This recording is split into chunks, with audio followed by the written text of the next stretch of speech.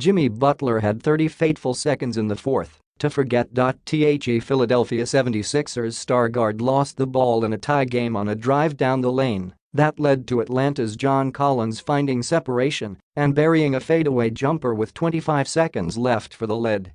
Butler had a chance at atonement. He was 12 for 12 at the free throw line and had 2 shots with 2.4 seconds left. First shot, rattle and miss. Second shot, clang off the back of the rim. Wilson Chandler slipped under the basket on the second attempt and missed his gimme tip-in at the horn that helped the Hawks hang on to beat the Sixers 123-121 on Friday night. "I hope we're still together," Butler said. Nobody pointing fingers at anybody. There were at least a few raised eyebrows after the hapless Hawks, 13-29, sent the Sixers to just their 4th home loss of the season.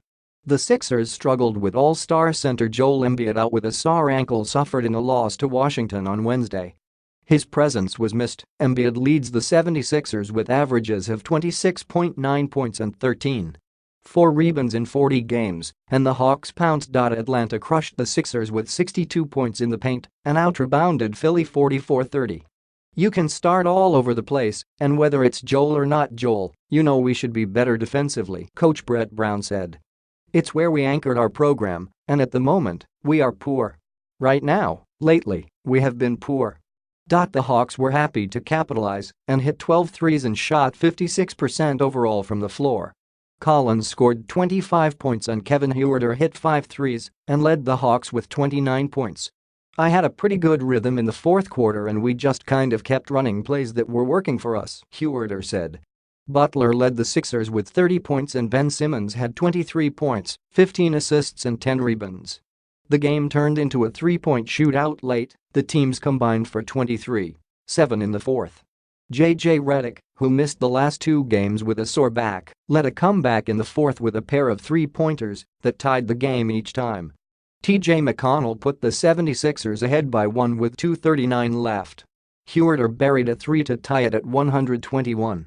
Butler had his first major miscue when he lost the ball on a drive down the lane that was recovered by Atlanta. Collins hit the jumper and that was enough for the lowly Hawks. "We just got to fix it," Butler said. "I think we're going to be fine. All I know is everybody's in there. We're in it together. We are not going separate ways. Tip-ins. Hawks coach Lloyd Pierce made a homecoming of sorts after spending 5 years on Brown's staff with the Sixers. Pierce said he owed Brown so much for helping him become a head coach. Brown said Pierce was one of his first hires as the process began in 2013. "It is not a me versus them, it's still us. It's about us," Pierce said. 7 Sixers, Brown said Markelle Fultz, thoracic outlet syndrome, is undergoing therapy in Philadelphia and may rejoin the team soon. Justin Patton, broken foot, could return in early February. J.R. Smith, foot, has individual workouts but has not yet practiced with the team this season.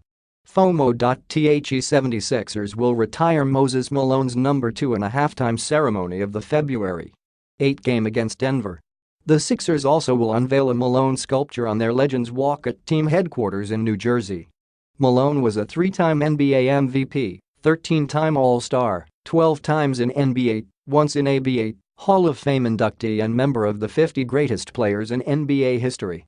In 1983, he helped the Sixers roll through the playoffs and sweep the Lakers in the finals, the last time they won a championship.